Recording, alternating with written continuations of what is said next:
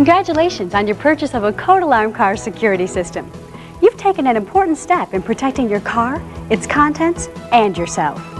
This is serious security built by the industry leader.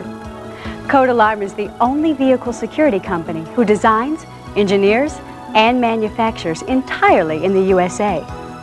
And with 2 manufacturing facilities, every day 500 American employees go to work to make the highest quality award-winning vehicle systems available. Now, just because this is serious security doesn't mean it's difficult to install. It's not. In fact, it's surprisingly simple, and anyone can do it. That's the beauty of Code Alarm technology. A Code Alarm security system is designed to be easy to install and easy to use. Let me show you just how easy it is. Believe me, you shouldn't even get dirty. Before we begin, be sure you've looked over your instruction booklet. It'll provide you with complete details on the following installation. That'll really help as you watch this video. Okay, let's first get together the tools you'll need. A power drill with a 1/8 inch bit and a 1/4 inch bit, a Phillips screwdriver, wire strippers and crimper, a 12-volt test light, and an adjustable wrench. Now, we're ready to start. First, we'll mount the unit. We need a good solid metal surface that's away from direct engine heat, water, dirt, and grease, like a shock tower or inner fender well. Make sure there's nothing behind the solid surface. And it should be at least 3 feet away from the ignition wiring. With your instruction booklet is a template. Place the template over your mounting area. Now, drill the holes as indicated on the template.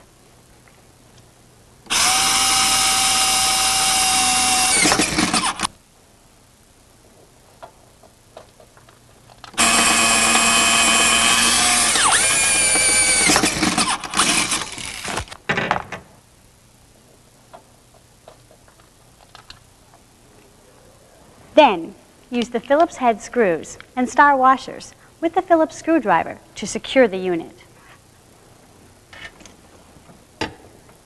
Remember to mount it with the cone of the siren pointing downward.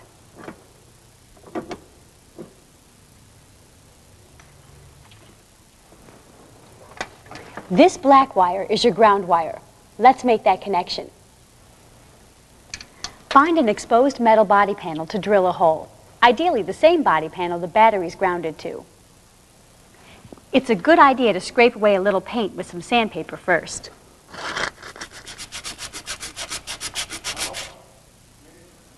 Now, you drill a hole the same size as before.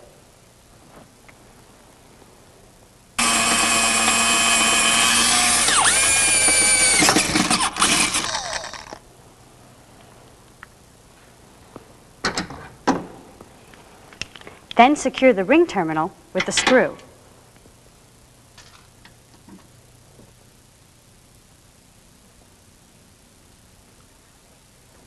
You are now grounded.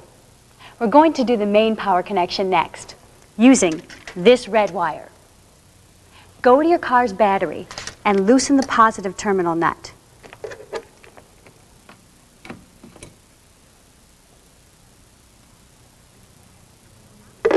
Okay, now find the right size fork connector, the one that fits on that bolt. Then crimp the fork connector to the end of the red power wire. Slip the connector onto the bolt, then tighten the nut.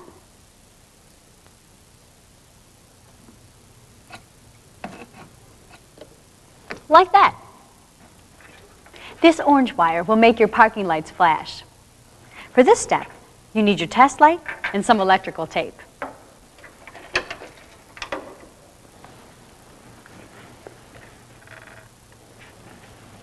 We need to find the wire in your car that controls your parking lights. Start at your headlights. Look for the wire that illuminates your test light only when the headlight switch is turned to parking position.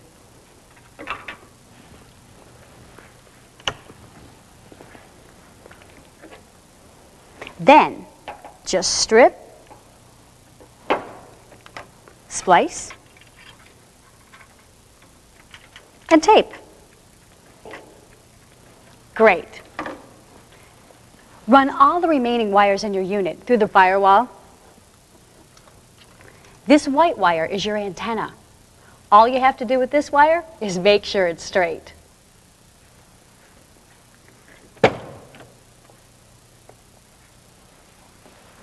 Now we're going to hook up another feature, the starter interrupt. This is going to seem a little intimidating, but it isn't. What you need to do is locate the starter wire within the steering column wiring harness. Here's one good way to do that. First, turn your ignition key to the on position.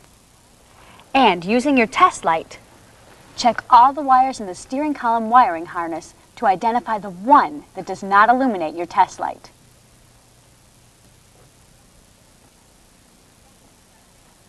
That's the starter wire. Take that wire and cut it in half. That's right. Cut it in half. No big deal. If we're going to have starter interrupt, we have to interrupt the starter wire, right? Double check that you have the right wire by trying to start your car. If it doesn't start, you've got the right one. Take your relay and relay socket. Plug the relay into the socket. See this red wire? We don't need it. Just cut it off. Now, connect this white wire to the green wire coming from the unit using a barrel connector.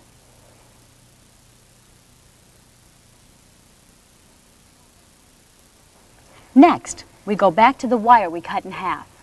Use your test light to find out which half of the wire we just cut has power when you turn the ignition key to crank. Connect both the yellow and black relay wires to the half that has power. We'll use this connector to do that. And crimp.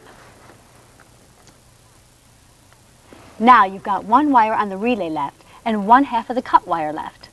Just connect them. Your starter interrupt feature is installed. Now let's hook up your flashing dashboard light. This is a piece of cake. Select a place in your dash that's clearly visible from the exterior of your car. With your 1/4 inch bit, drill a hole in the dash panel.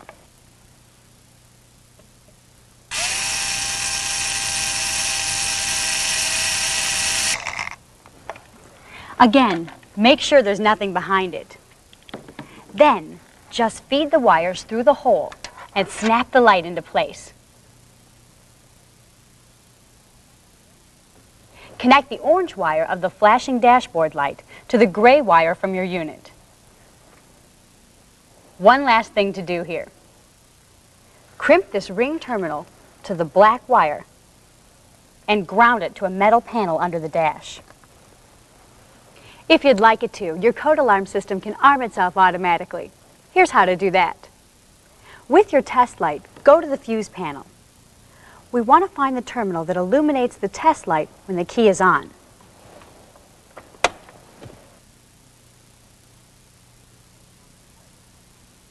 There it is. Now we connect the blue wire to that terminal. Next,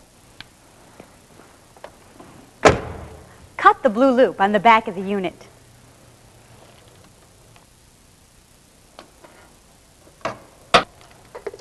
Your system will always arm itself 30 seconds after you turn your ignition off. You're almost home. You are now properly wired. It's time to insert this fuse into the red power wire. Next, you need to program your unit. To do this, press button 1 on the first remote, then button 1 on the second. Now you're ready to test your remote. To arm your system, press button 1 once. You'll hear 2 chirps. Press button 1 again to disarm, and you'll hear 1 chirp. Now, arm it again to see if your system is working. Then, let's open a door.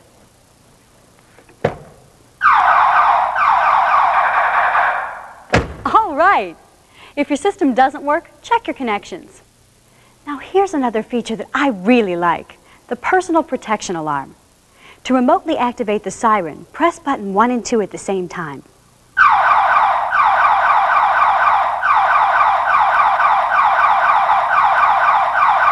To turn it off, just press button 1. Now let's check your shock sensor sensitivity. It already comes set in a medium sensitivity. That may be just right for you. Test it out.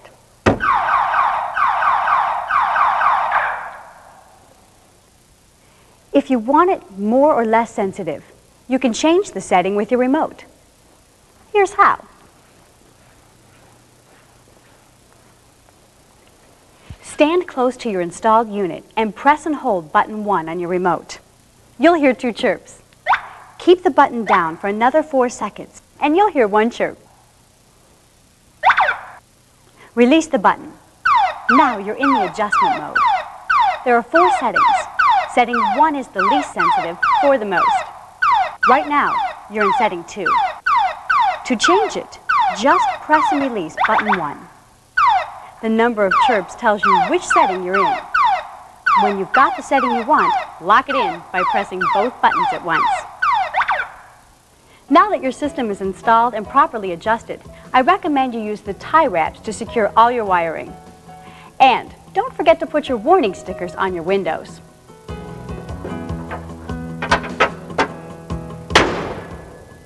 Congratulations! We've just installed a code alarm security system. And look, no dirt, no grease.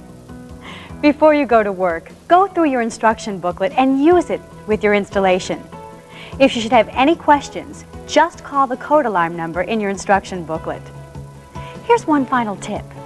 I recommend one more very economical security device from Code Alarm. A cop in your car or a top cop in your car. These steering wheel locks make your car virtually impossible to drive. Add one to your electronic security system and you've got an unbeatable combination. For more information on these steering wheel locks, just call this number.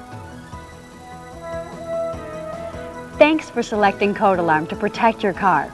Thanks for watching and good luck.